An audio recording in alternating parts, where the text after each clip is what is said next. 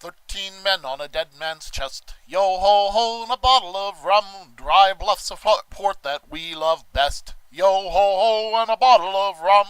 Our next author is Elisabeth Hirst. She's an author, publicist, and artist who lives in and loves Hamilton, Ontario. Hamilton. For the past 2.5 years, she's run Pop Seagull Publishing, which focuses on offbeat fantasy, science fiction, and horror with Canadian roots. She takes her settings from local areas to Hamilton. If the place is not identified, it's assumed to be somewhere in Ontario. Put your hands together and welcome Elisabeth Hirst.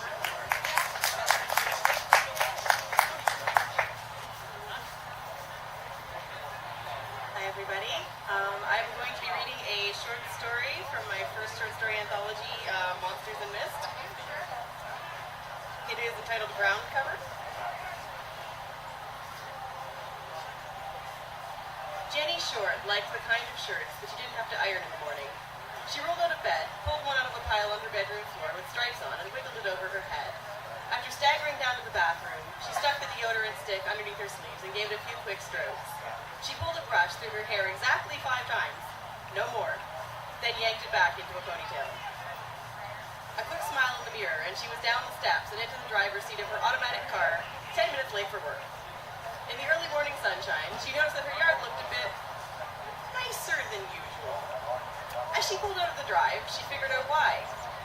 When did I get a garden? She said, to no one in particular. Old Mrs. Elisabeth waited for the car to pass as Jenny came up even with the sidewalk, her lips in a continual raisin shape. Jenny rolled down the window and leaned out. Mrs. Elisabeth, why do I have a garden in my yard? Mrs. Eaglet's lips stretched from a raisin to a leathery string bean. If you don't know, Jenny, I'm sure I don't either. Jenny brought Sheena home from work that night after a stopover at McBurger's. See, Jenny said, wading across her weedy lawn to a little hummock slouched in the shade of her front porch. I told you. Weird, right? Sheena, a short 20-something with a button nose and glasses, finished a long pull on her strawberry milkshake. Maybe it's a little weird, but hey, you haven't done anything with all this space. Maybe someone else decided to do it for you. Jenny stared at the garden. The garden stared back. 5 large, round flowers on twisted stalks faced her, bending slightly in an unfelt breeze. They looked like sunflowers, with large, dark centers full of scales, what Jenny assumed to be seeds. The petals weren't quite right, though, frayed at the edges like fringe on a leather jacket. The fringe wavered in that same unfelt breeze, slowly, back and forth. Below the sunflowers grew clumps of upturned hibiscus, pink and shiny as the underside of a tongue. Below them, columns of lily pushed out over the edges of the hummock on an angle.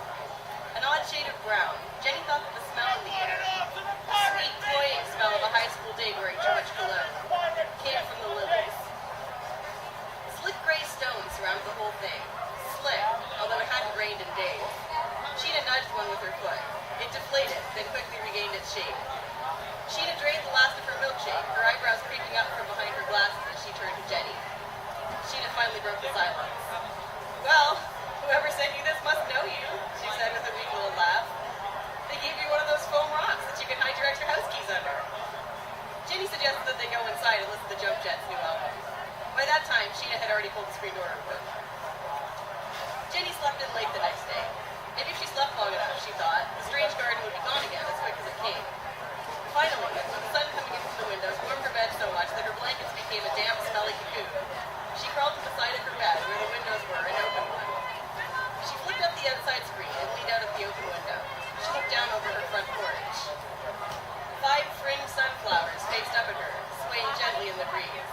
Out of the corner of her eye, she thought she caught one pulling its petals into the center and then releasing them. Blinking? She kept watching the garden, unsure of her own perception. The sunflowers stayed still. A red-winged blackbird glided out of the trees and grasped one of the sunflower stems in its claws.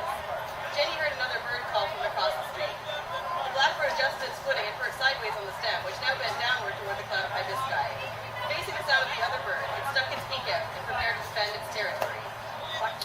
It screeched. All the while, the hibiscus hibiscus grew nearer.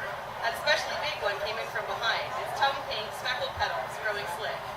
In a movement almost too fast for Jenny to register, the flower opened wide and snapped shut over the bird in the middle of its next cry, twisting itself with an audible crunch into the vein coat of a hibiscus bush. Afterward, the sunflower still stared up at her. Jenny spent a week using the side door and checking furtively from the driver's seat of her car to see if the thing had grown. It still hadn't rained, but the garden looked slick, supple, and straight of stalk. Just like her shirts and hairstyle, it seemed to require no extra care. Mrs. Eaglet came knocking in the early evening the next Saturday as Jenny placed the last of the clean dishes in her kitchen cabinet. Jenny kept her attention on the garden as much as possible as she stepped out onto the front porch with a tea towel folded over her arm. The sunflowers still watched her. Mrs. Eaglet held a basket with a pair of gardening shears in the bottom. Sorry to bother you, Jenny, but I couldn't help but notice those hibiscus as I was on my morning constitutional. They must be very rare. I've never seen such a color before. Do you mind if I take a cutting? Jenny winced inwardly. I'm sorry, Mrs. Eaglet, but they're very delicate right now. I can't risk them wilting on me, not with this drought, she said, hoping that she sounded correct enough that the old woman would go home. Mrs. Eaglet made that string bean frown. Plants are better off with less leaves in a drought, but if you don't want me to have any, I guess I'll have to live without them. One hot dog! Jenny waited until Mrs. Eaglet had left the yard before going back inside. She watched for an hour to make sure that she didn't come back. Jenny knew in her heart that Mrs. Eaglet would eventually be back. If not Mrs. Eaglet, then the dog from down the street, or an unsuspecting girl guide. That's why, on the way home from the office on Monday afternoon, she stopped at the hardware store and picked up a bottle of weed killer. She had no proof that it would work, but the thing sure looked like flowers. Weed killer seemed as safe a bet as any. Just to hedge that bet, she also picked up a long pitchfork. Her car rounded the corner onto Fitch Street and started passing faded townhouses.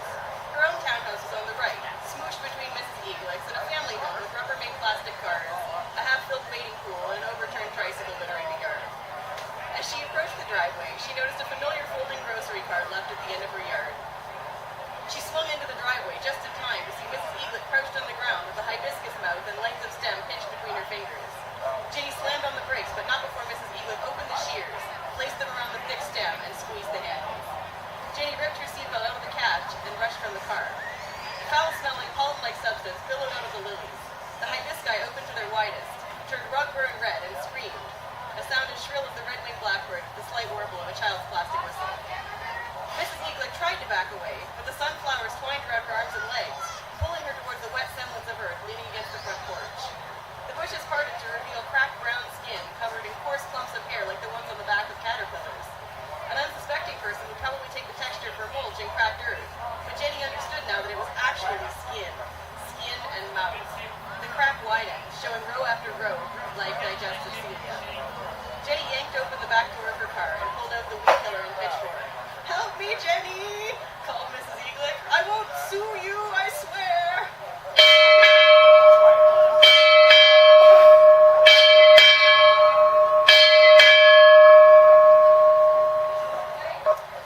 The garden pulled Mrs. Eaglet closer. The old woman's heels made ruts in the ground as she tried to gain some traction. Jenny arrived at the weed killer.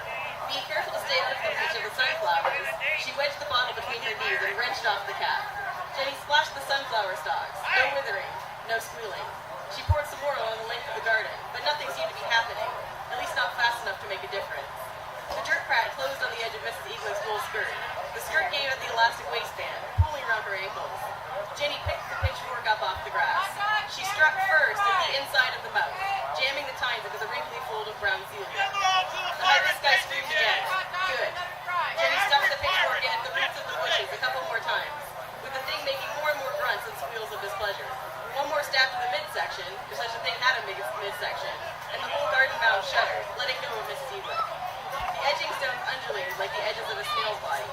Then the whole thing slunk away, its movement half earthworm, half slug. As it slithered off, sliming the next-door neighbor's tricycle, Jenny dropped the pitchfork. Mrs. Eaglet took a quick survey of herself. Her control-top pantyhose was candy striped with green rubbings like grass stains. Mrs. Eaglet sounded like she was about to throw up as she said, "Jenny Smith, why in the world did you have a slug disguised as a garden in your yard?" "If you don't know, Mrs. Eaglet, I'm sure I don't either," Jenny answered. The next day, Jenny took Mrs. Eaglet out shopping for a new skirt. When they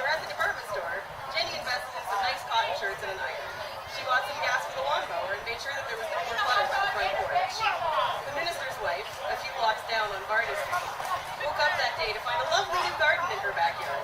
She decided to invite her friends over for sandwiches to show it off. She also decided it would look better with a birdhouse staked into it. The end. Thank you very much. Oh, thank you, Elizabeth. That was really great. This video brought to you by War of the Worlds 2030 and the other fine works of Stephen B. Pearl, the finest in speculative fiction. For more, please visit my website at www.stephenpearl.com.